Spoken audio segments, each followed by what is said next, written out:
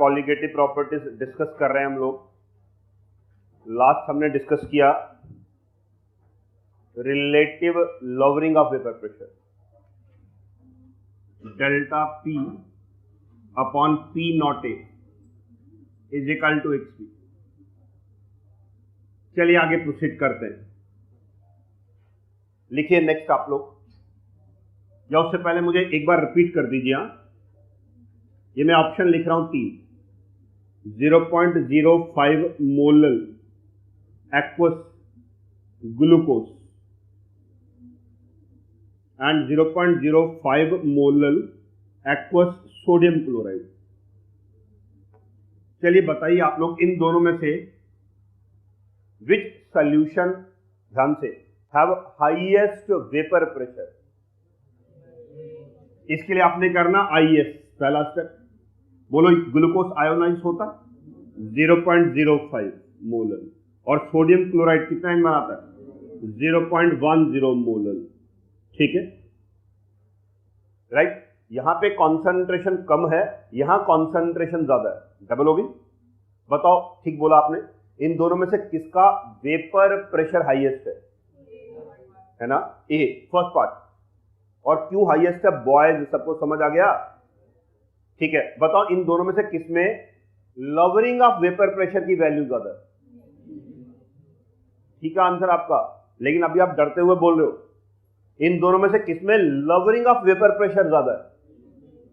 किसका vapour pressure ज्यादा है? ए का। और किसमें लवरिंग ऑफ वेपर प्रेशर ज्यादा है? लवरिंग ऑफ वेपर प्रेशर या relative lowering of vapour pressure colligative property है, और वो तो डिपेंड करता है कॉन्सेंट्रेशन पे। कॉन्सेंट्रेशन ज्यादा तो डेल्टा पी ज्यादा, या फिर delta P upon P naught ए ज्यादा।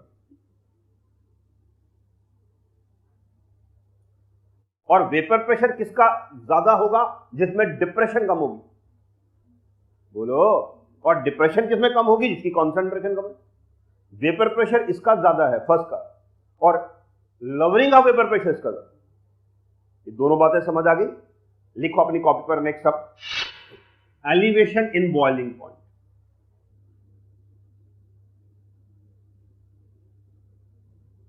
We write it delta TB. This second colligative property exemplify last time किया था मैंने। अगर हम किसी एग्जांपल दी थी, वोलाटाइल सॉल्वेंट में नॉन वोलाटाइल सॉल्यूट ऐड करते हैं तो उसका बॉइलिंग पॉइंट पहले से रेज हो जाता है। जैसे मैंने वाटर और मिल्क की एग्जांपल दी थी, मिल्क का बॉइलिंग पॉइंट वाटर से ज्यादा है। ठीक है, वो क्यों? क्योंकि मिल्क जो है बेसिकली वाटर ही है, लेकिन बीच में उसमें नॉन वोलाटाइल फैट कंटेंट है, और फैट की परसेंटेज जितनी ज्यादा होती है मिल्क का बॉइलिंग पॉइंट उतना बढ़ जाता है। Elevation in boiling point. Boiling point is not a colligative property. Boiling point जो इंक्रीज करता है, delta TB is KB into M. You can write down this is the formula for elevation in boiling point.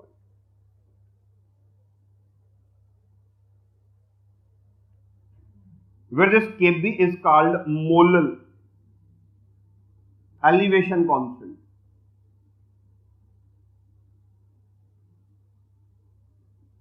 or ebuloscopic constant।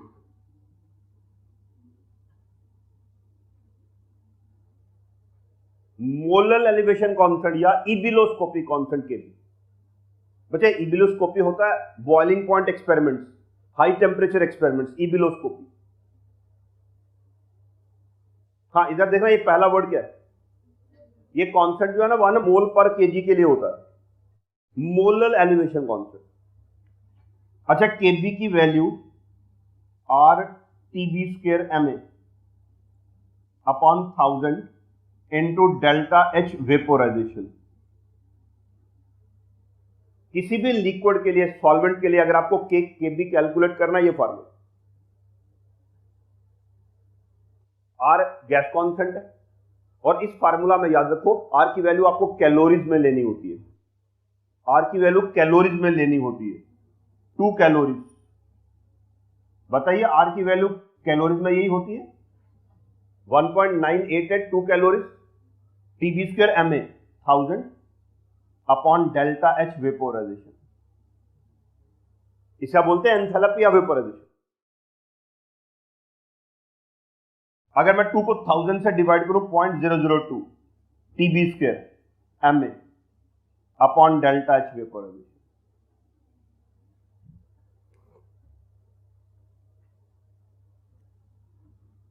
अच्छा, एक और word है delta H vaporisation and latent heat of vaporisation. आप बता सकते हैं इन दोनों में कहां फर्क है? ये टर्म नॉर्मली हम फिजिक्स में यूज करते हैं, लेटेंट हीट। केमिस्ट्री में एंथैल्पी ऑफ वेपोराइजेशन यूज करते हैं। कौन बता रहा है दोनों में डिफरेंस क्या है? बताओ। वेपोराइजेशन तो सेम है ना? इधर देखो, इधर बड़ा फर्क ये है, ये डेफिनेशन होती है 1 मोल के लिए। किसके लिए? ये होती है 1 ग्राम के लिए। याद करो, लेटेंट हीट जो आप फिजिक्स में पढ़ते हो, amount of heat absorbed to convert 1 gram liquid into vapours. याद है? रिक्वायर्ड टू कन्वर्ट, आगे बोलो, 1 gram liquid into vapours at its boiling point. Enthalpy of vaporisation, amount of heat absorbed in order to convert 1 mole substance from liquid to vapours at its boiling point. दोनों में difference क्या समझ गए? बोलो, this is for 1 mole, this is for. अगर मैं ये जो पहली वैल्यू है डेल्टा H वेपोराइजेशन, इसको मैं मॉलिक्यूलर मास से डिवाइड करूं, tell me, is it latent heat of vaporisation?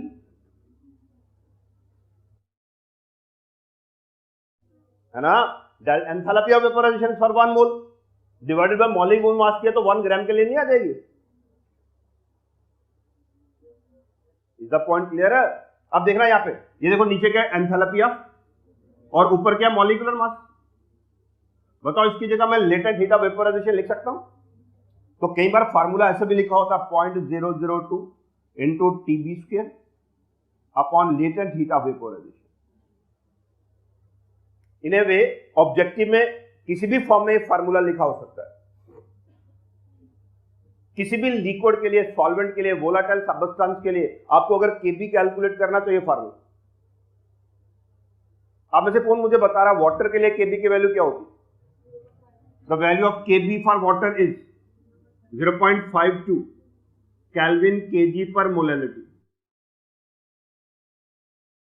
This is the value of Kb for water. और ये वैल्यू आपको याद रखनी है।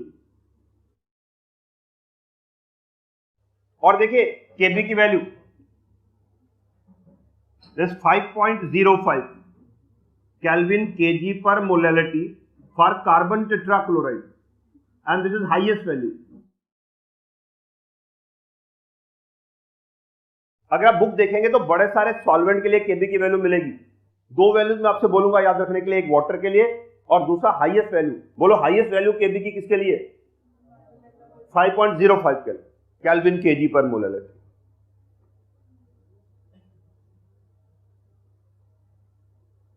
अच्छा, ये हाईएस्ट वैल्यू की बात आपसे बात करें, चलिए देखिए। बेटा, आप मेरी तरफ देखकर मुझे बताओ, हाँ, जितनी छोटी मेजरमेंट होती है और जितनी बड़ी मेजरमेंट होती है, आपने बताना मुझे कौन सी मेजरमेंट में एक्यूरेसी ज्यादा आती है? छोटी में या बड़ी में? बड़ी में। बड़ी में वैल्यू जितनी छोटी होती है उसमें परसेंटेज एरर उतना बढ़ जाता है। बोलो, है ना? छोटी वैल्यू में एरर की परसेंटेज उतनी ज्यादा होती है, एक्यूरेसी कम हो जाती है, और बड़ी वैल्यू जो है उसमें एक्यूरेसी बढ़ जाती है। अब बोलो, ये वैल्यू छोटी है, ध्यान से देखना, और ये वैल्यू यस। अगर मैं ये फार्मूला कार्बन टेट्राक्लोराइड के साथ यूज करूं, इधर देखना ध्यान से, तो केबी की वैल्यू क्या आएगी? और वाटर के साथ बताओ, ये जो डेल्टा टीबी है, delta TB elevation in boiling point, इसकी वैल्यू ज्यादा वाटर सोल्यूशन में आएगी या कार्बन टेट्राक्लोराइड? ज्यादा एक्यूरेटली किस सोल्यूशन में मेजर होगी? है ना? इसका मतलब जब आपको एक्सपेरिमेंट करना है, मॉलिक्यूलर मास निकालना है, आप क्या चाहते हैं? मॉलिक्यूलर मास एक्यूरेट आए या उसमें एरर आए? उसमें एक्यूरेसी आनी चाहिए। क्या आपको ये बात समझ आई कि अगर मैं वाटर में सॉल्यूशन बनाता हूं तो उतनी एक्यूरेसी नहीं आएगी, कार्बन टेट्राक्लोराइड के सॉल्यूशन में ज्यादा एक्यूरेसी आएगी? एक बार फिर रिपीट करो, बताओ। कॉलिगेटिव प्रॉपर्टी का application, they are used to calculate, है ना? और जब हम मॉलिक्यूलर मास कैलकुलेट कर रहे हैं, हम वाटर की जगह कार्बन टेट्राक्लोराइड में सॉल्यूशन बनाना प्रेफर क्यों करते हैं? क्योंकि इसमें केबी की वैल्यू बड़ी है, केबी की वैल्यू बड़ी है तो डेल्टा टीबी की वैल्यू ज्यादा आएगी। परसेंटेज एक्यूरेसी, ठीक है ना, दैट्स व्हाई हाईएस्ट वैल्यू याद रखनी है आपको, ठीक है ना। हाईएस्ट वैल्यू का मतलब परसेंटेज एक्यूरेसी बढ़ जाएगी। और केबी के बारे में बता दिया मैंने, what is M, molality, M stand for molality, और मोलैलिटी होता मोल्स पर केजी। हाँ, मोलैलिटी रिपीट करो, क्या बोला मैंने, मोल पर 1 किलो सॉल्वेंट में कितने मोल्स। तो ये फार्मूला डेल्टा टीबीज केबी इनटू एम, इसको यूज करके हम प्रॉब्लम सॉर्ट आउट कर सकते हैं। चलिए उससे पहले मैं केबी के बारे में और बात करूं। हाँ, मैं लिख रहा हूं फॉर एक्वस सॉल्यूशन। मान लेते हैं हम सारे सॉल्यूशन बच्चे वाटर में बना रहे हैं। वाटर एक यूनिवर्सल सॉल्वेंट है, ज्यादातर सॉल्यूशन वाटर में बनाते हैं, ठीक है। Next, m is equal to 1 molal. ये समझने वाला पॉइंट है कॉन्सेप्ट क्लैरिटी के लिए। बोलो सॉल्यूशन में m क्या है, 1 मोलल सॉल्यूशन, 1 मोल पर केजी। अब बताओ अगर मैं यहां m लगा दूं तो डेल्टा टीबी किसके बराबर आ जाएगा, okay, therefore delta TB is equal to KB is equal to 0.52। बताओ जो आगे जो मैंने 0.52 लिखा, ये समझ आ गया आपको। डेल्टा टीबी आगे बोलो इज इक्वल टू, चलो पहले केबी को डिफाइन करते हैं। आप यहां देखकर केबी को डिफाइन करो। What is KB, molal elevation constant is equal to, बोलो molal elevation constant is equal to elevation in boiling point for, एक लाइन लिखनी है अपनी कॉपी पे लिख सकते हैं आप लोग, write down. Molal elevation constant is equal to elevation in boiling point for 1 molal solution. Water के लिए केएफ की वैल्यू 1.86 केल्विन केजी पर molality. The value of KF for water is 1.86। और बच्चे केएफ की वैल्यू हाईएस्ट जो है ना, that is for camphor 39.7 kelvin KG पर molality, this for camphor, and yes it is highest value.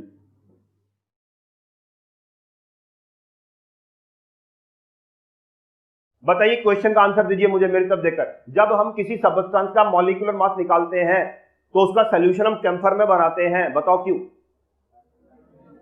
Camphor में KF की वैल्यू, अच्छा केएफ की वैल्यू ज्यादा होगी तो डेल्टा टीएफ की वैल्यू, और वैल्यू जितनी बड़ी आएगी परसेंटेज एरर, है ना। तो दैट्स व्हाई कैम्फर में सॉल्यूशन बनाना प्रेफर करते हैं। रुकना मुझे आंसर देना बेटा, मेरी तरफ देखो, मेरे पास अब वाटर ही है, सिर्फ कैम्फर वगैरह कार्बन डेटा कुछ नहीं है, सिर्फ वाटर है। आपने मुझे बताना मैं मॉलिक्यूलर मास निकालने के लिए एलिवेशन इन बॉइलिंग पॉइंट और डिप्रेशन इन फ्रीजिंग पॉइंट कौन सा मेथड प्रेफर करूंगा, डिप्रेशन इन फ्रीजिंग पॉइंट या elevation in boiling point.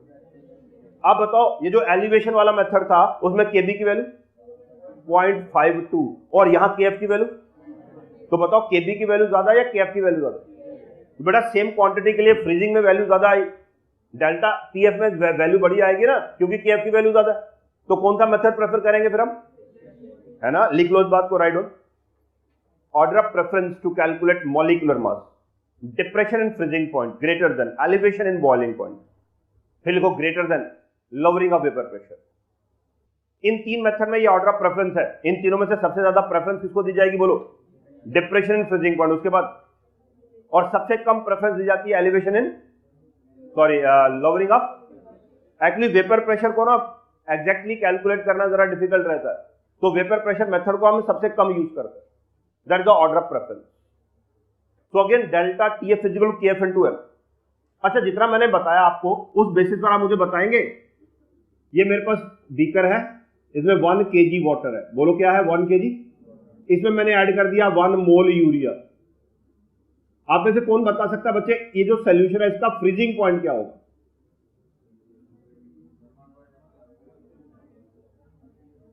Boiling point तो बताया था मैंने इसका 373.52 केल्विन। इसका फ्रीजिंग पॉइंट क्या होगा बेटा, इसका फ्रीजिंग पॉइंट होगा बताना 271.14 केल्विन या -1.86 डिग्री सेल्सियस। दोनों देख के बताओ क्या समझ आता आपको, आता समझ। बोलो दोबारा, केएफ की वैल्यू वाटर के लिए क्या है। अच्छा बताओ, क्या ये 1 मोलल सॉल्यूशन है, 1 मोल पर केजी, है ना। अगर मैं यहां 1 लगा दूं तो बोलो डेल्टा टीएफ की वैल्यू क्या आएगी, KF के बराबर, और KF की वैल्यू क्या है ना, ये जो आ रहा है 1.86, ये आ रहा है डिप्रेशन इन फ्रीजिंग पॉइंट। 1.86 बोलो क्या आ रहा है। अगर मैं 273 वाटर का फ्रीजिंग पॉइंट 273 केल्विन, उसमें से 1.86 माइनस करो तो बोलो क्या वैल्यू आएगी 271 पॉइंट। ये समझ आ गया या नहीं। अगर जीरो में से माइनस करो तो इज दैट क्लियर, ठीक है ना। फिर बताओ मुझे मेरी तरफ देखकर, 1 मोलर सॉल्यूशन बोलना बच्चे, इसका बॉइलिंग पॉइंट बोलो कितना 373.52 केल्विन, और इसका फ्रीजिंग पॉइंट बोलो 271 पॉइंट। सेम अमाउंट के लिए 1 मोल के लिए एलिवेशन हो रहा 0.52 है ना, और डिप्रेशन हो रहा 1.86। Is that clear. एक सॉल्यूशन है जिसका बॉइलिंग पॉइंट 373.52 केल्विन है, बताओ उसका फ्रीजिंग पॉइंट क्या होगा 271.14 केल्विन। ठीक है, चलिए इस पे एक प्रॉब्लम करते हैं, लिखिए 4 grams of a non-volatile solute are added in 200 grams of water when the freezing point of the solution observed was 272.07 Kelvin. Find out the molecular mass of solute. अच्छा बताओ, ये जो प्रॉब्लम है ये बॉइलिंग पॉइंट मेथड की है या freezing point method की? तो मुझे अपनी कॉपी पर ये फार्मूला लिखो, delta TF is KF into M। अब बड़ा नेक्स्ट स्टेप में जो M है ना, M इसको सिंप्लीफाई कर दो, WB upon MB 1 upon W into 1000।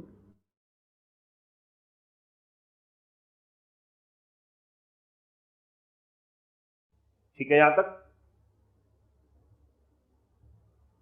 अब बेटा आपको इस फार्मूला में MB मॉलिक्यूलर मास कैलकुलेट करना है। चलिए ठीक है, MB में ले आता हूं ऊपर, MB equals to KF into WB into 1000 upon delta TF into WA। Rearrange कर दिया हमने, MB KF WB 1000 KF WB 1000 upon delta TF and WA। अब वैल्यू सब्स्टिट्यूट करनी है। वाटर के लिए KF की वैल्यू 1.86, वेट ऑफ सॉल्यूट 4 ग्राम 1000।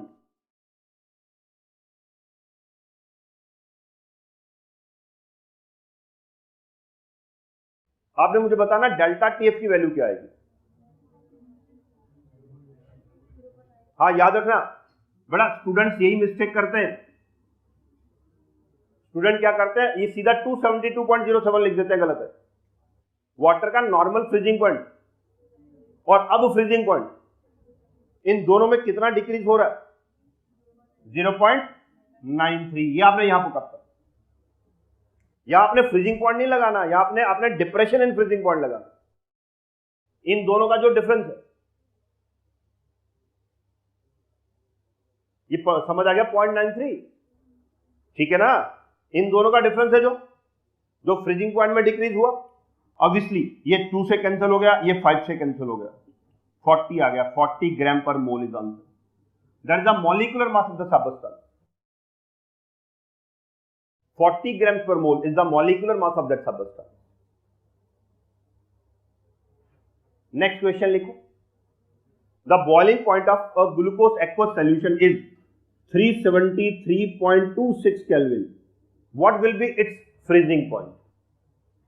बेटा मैंने आपको ना एक कॉलिगेटिव प्रॉपर्टी दी है और आपने दूसरी कॉलिगेटिव प्रॉपर्टी निकालनी है। एक सॉल्यूशन है, ये उसका बॉइलिंग पॉइंट है। क्या ये बॉइलिंग पॉइंट ऑफ सॉल्यूशन का, आपको उसका फ्रीजिंग पॉइंट कैलकुलेट करना।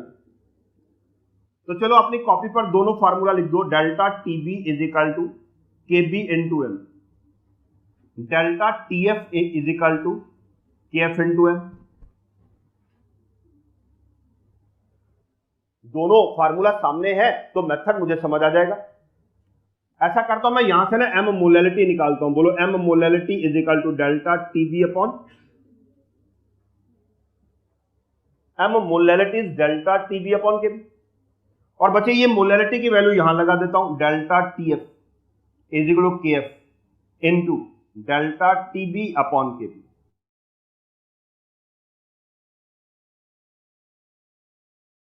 क्या किया मैंने, समझ गया आप लोग बच्चे? Delta TB is KB into M, so M molality is delta TB upon KB। Next case में इस m मोलैलिटी की जगह मैंने ये फार्मूला लगा दिया, सोल्यूशन तो सेम है, कॉन्सेंट्रेशन तो सेम होगा। अब बताओ Kf की वैल्यू लगाओ, उसमें वैल्यू अब delta TF is equal to Kf is 1.86, delta TB is 0.26,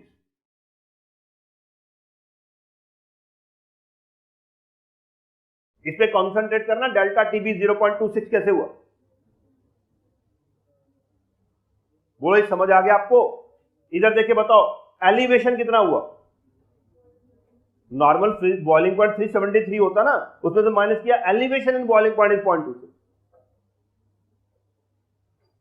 ठीक है ना? तो एलिवेशन इन बॉइलिंग पॉइंट की वैल्यू आ गई 0.26 और केबी की वैल्यू तो कांस्टेंट होती, तो इसे सॉल्व करेंगे, या जगह 0.93। बताओ ये जो आपने कैलकुलेट किया, ये क्या कैलकुलेट किया आपने? Delta TF, depression in, last में लिखेंगे TF is equal to 273 minus 0.93, 272.07 kelvin, ये आपका आंसर आ जाएगा। बोलो लास्ट स्टेप भी समझ आ गया? ये जो आपने कैलकुलेट किया ये डिप्रेशन था, इसको वाटर का फ्रीजिंग पॉइंट होता है 273 केल्विन, उसमें से डिप्रेशन को माइनस किया तो आ गया 272.07।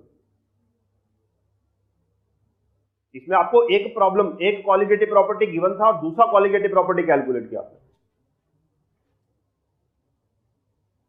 एक और लिखो next, how many grams of glucose are to be added in 400 grams of water so that difference in its boiling point and freezing point is 102.38 Kelvin. How many grams of glucose, आपको बताना glucose कितना add करो इन how much 400 grams of water so that difference in its boiling point and, board पर देखो। हाँ बच्चे यहां start करता हूं मैं वाटर के साथ, बताओ वाटर का फ्रीजिंग पॉइंट, वाटर का बॉइलिंग पॉइंट, वाटर के फ्रीजिंग पॉइंट और बॉइलिंग पॉइंट में डिफरेंस।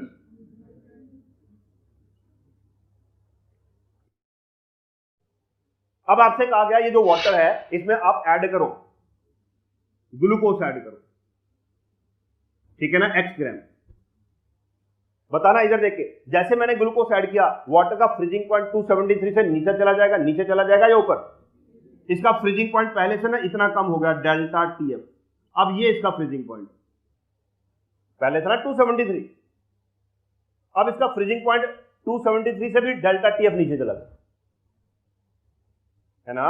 और बताओ ग्लूकोज ऐड करने से इसका बॉइलिंग पॉइंट बढ़ गया, ये इतना बढ़ गया, डेल्टा टीबी बढ़ गया। अब ये इसका बॉइलिंग पॉइंट है, अब ये इसका फ्रीजिंग पॉइंट, और ये जो ये बॉइलिंग पॉइंट और ये फ्रीजिंग पॉइंट, ये डिफरेंस अब 102.38 केल्विन का है।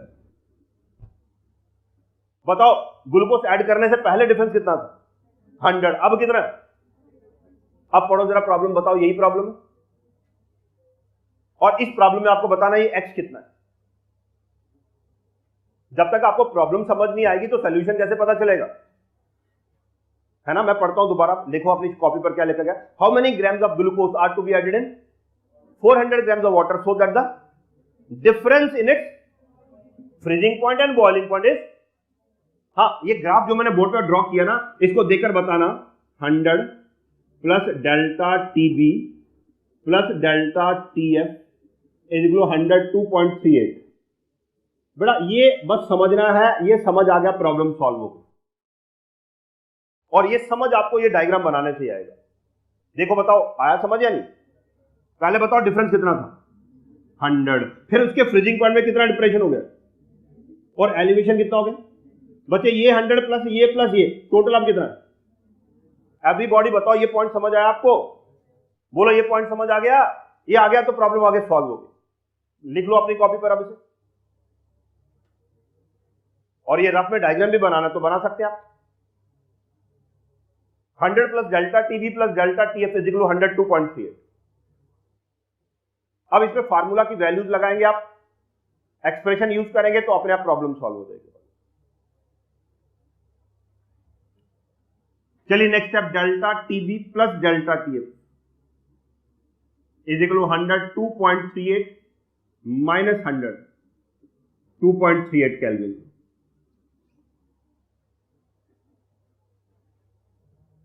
डेल्टा टीबी हो गया KB into M plus KF into M is 2.38 और दोनों में से m कॉमन ले लो। Yes, m equals to KB plus KF is 2.38। इसमें अब आपने केबी और केएफ की वैल्यू पुटअप करनी है। m 0.52 प्लस 1.86 2.38, तो m into 2.38 is equal to 2.38. Finally, molality of the solution is 1. अब ये जो सोल्यूशन है इसकी मोलैलिटी 1 है। नेक्स्ट स्टेप पे आपने क्या करना है, मोलैलिटी का फार्मूला यूज कर देना है। बच्चे मोलैलिटी का formula WB upon MB 1 upon WA into 1000 is equal to 1। Molality का मैंने फार्मूला यूज कर दिया, WB upon MB into 1 upon WA multiplied 1000। और बताएंगे प्रॉब्लम पढ़ के इसमें से आपको कैलकुलेट क्या करना है, WB weight of solute is equal to 1 into MB into WA upon 1000। That is our answer. कौन बताएगा ग्लूकोज का मॉलिक्यूलर मास? तो आ गया 1 into 180, weight of solvent is 400 upon 1000, 72 grams answer आ जाएगा। ऐसे सॉल्व करेंगे, that will give you 72 grams. तो finally we have to add 72 grams of glucose in 400 grams of water. और मैं फिर पिक करूंगा, ये पहला स्टेप है। ये स्टेप सबको समझ आ गया तो आगे प्रॉब्लम आसान है। हाँ जी बताइए, समझ आ गया ये problem? 100 plus delta TB plus delta TF is 102.3। ठीक है ना, 100 ट्रांसपोज कर दिया सिर्फ, delta TB plus delta TF 2.38। अब इनका फार्मूला यूज करके पढ़िए एक बार दोबारा प्रॉब्लम की स्टेटमेंट पढ़िए और देखिए इसका सॉल्यूशन।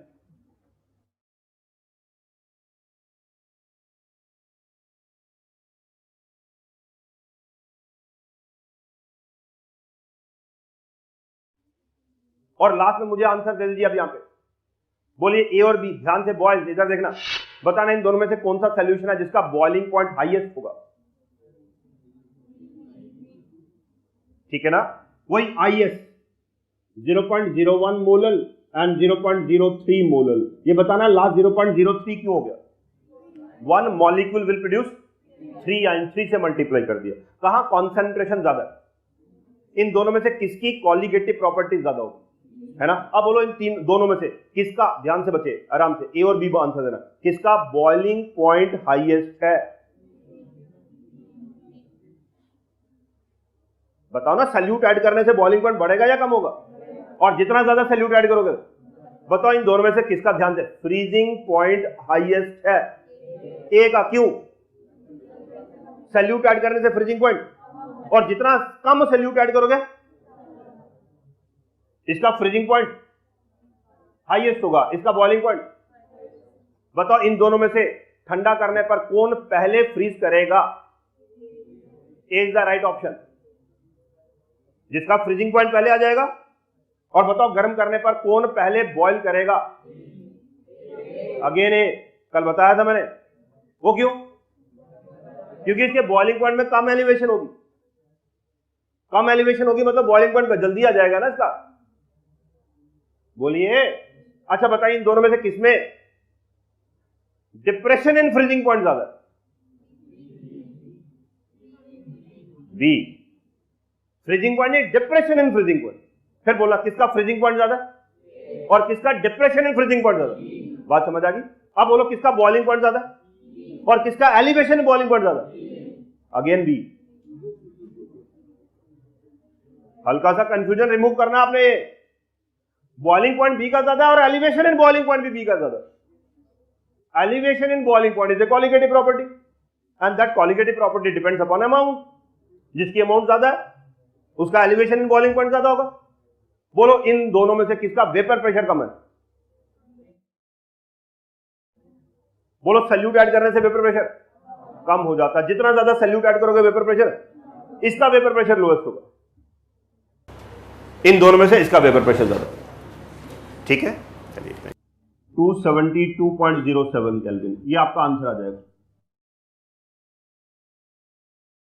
बोलो लास्ट स्टेप भी समझ आ गया?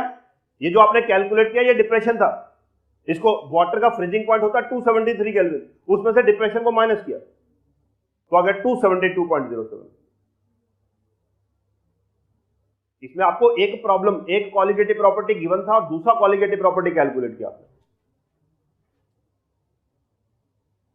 एक और लिखो next, how many grams of glucose are to be added in 400 grams of water so that difference in its boiling point and freezing point is 102.38 Kelvin.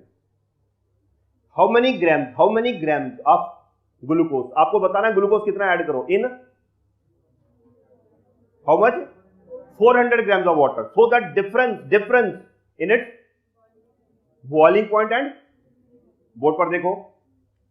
हाँ बच्चे यहां स्टार्ट करता हूं मैं वाटर के साथ, बताओ वाटर का फ्रीजिंग पॉइंट, वाटर का बॉइलिंग पॉइंट, वाटर के फ्रीजिंग पॉइंट और बॉइलिंग पॉइंट में डिफरेंस।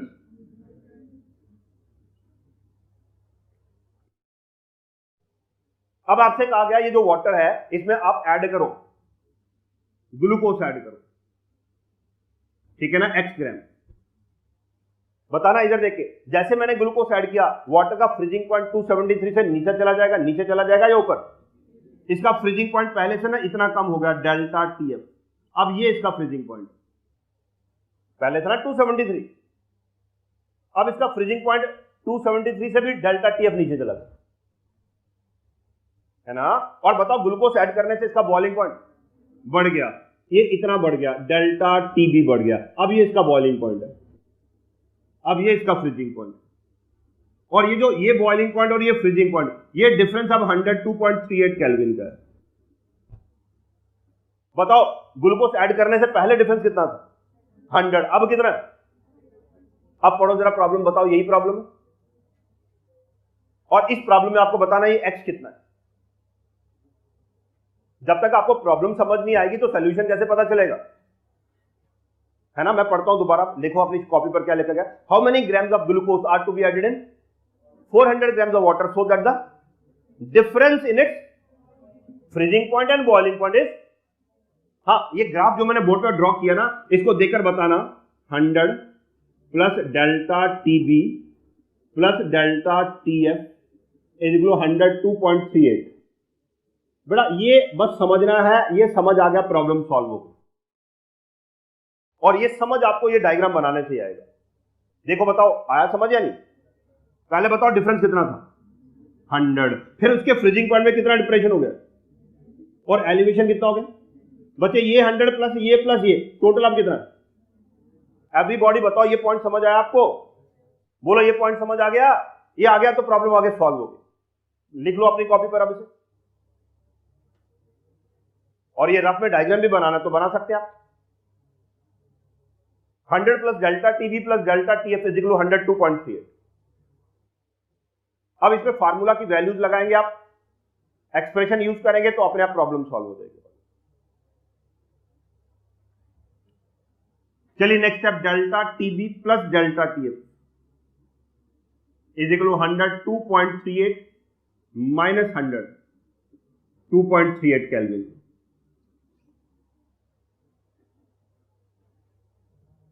डेल्टा टीबी हो गया KB into M plus KF into M is 2.38, और दोनों में से m कॉमन ले लो, yes m equals to kb plus kf is 2.38। इसमें अब आपने kb और kf की वैल्यू पुटअप करनी है, m 0.52 प्लस 1.86 2.38, तो m into 2.38 is equal to 2.38. Finally, molality of the solution is 1. अब ये जो सोल्यूशन है इसकी मोलैलिटी 1 है। नेक्स्ट स्टेप पे आपने क्या करना है, मोलैलिटी का फार्मूला यूज कर देना है। बच्चे मोलैलिटी का formula WB upon MB 1 upon WA into 1000 is equal to 1। Molality का मैंने फार्मूला यूज कर दिया, WB upon MB into 1 upon WA multiplied 1000। और बताएंगे प्रॉब्लम पढ़ के इसमें से आपको कैलकुलेट क्या करना है, WB weight of solute is equal to 1 into MB into WA upon 1000। That is our answer. कौन बताएगा ग्लूकोज का मॉलिक्यूलर मास? तो आ गया 1 into 180, weight of solvent is 400 upon 1000, 72 gram answer आ जाएगा। ऐसे सॉल्व करेंगे, that will give you 72 grams. तो finally we have to add 72 grams of glucose in 400 grams of water. और मैं फिर पिक करूंगा, ये पहला स्टेप है, ये स्टेप सबको समझ आ गया तो आगे प्रॉब्लम आसान है। हाँ जी बताइए, समझ आ गया ये problem? 100 plus delta TB plus delta TF is 102.3। ठीक है ना, 100 ट्रांसपोज कर दिया सिर्फ, delta TB plus delta TF 2.38। अब इनका फार्मूला यूज करके पढ़िए एक बार दोबारा प्रॉब्लम की स्टेटमेंट पढ़िए और देखिए इसका सॉल्यूशन।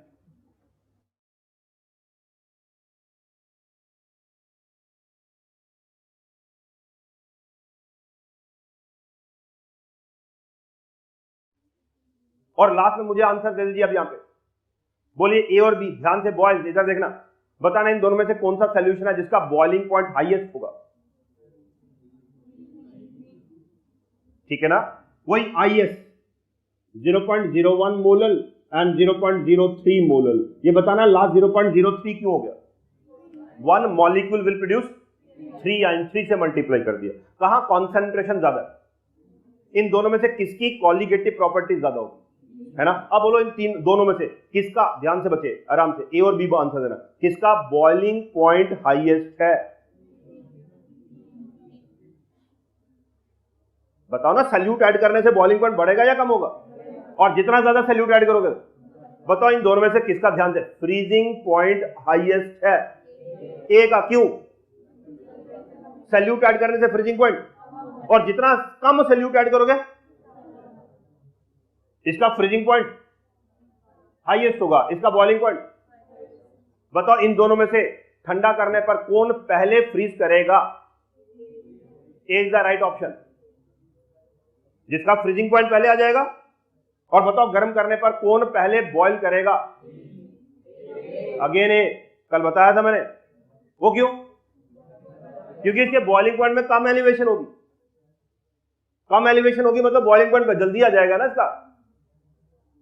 बोलिए। अच्छा बताइए इन दोनों में से किसमें डिप्रेशन इन फ्रीजिंग पॉइंट ज्यादा? बी। फ्रीजिंग पॉइंट नहीं, डिप्रेशन इन फ्रीजिंग पॉइंट। फिर बोला किसका फ्रीजिंग पॉइंट ज्यादा और किसका डिप्रेशन इन फ्रीजिंग पॉइंट ज्यादा? बात समझ आ गई? अब बोलो किसका बॉइलिंग पॉइंट ज्यादा और किसका एलिवेशन इन बॉइलिंग पॉइंट ज्यादा? Again B. हल्का सा कंफ्यूजन रिमूव करना आपने। बॉइलिंग पॉइंट बी का ज्यादा और एलिवेशन इन बॉइलिंग पॉइंट भी बी का ज्यादा। Elevation in boiling point is a colligative property and that colligative property depends upon amount. जिसकी अमाउंट ज्यादा है उसका एलिवेशन इन बॉइलिंग पॉइंट ज्यादा होगा। बोलो इन दोनों में से किसका वेपर प्रेशर कम है? बोलो सैल्यूट ऐड करने से वेपर प्रेशर कम हो जाता है। जितना ज्यादा सैल्यूट ऐड करोगे वेपर प्रेशर, इसका वेपर प्रेशर लोएस्ट होगा। इन दोनों में से इसका वेपर प्रेशर ज्यादा। ठीक है।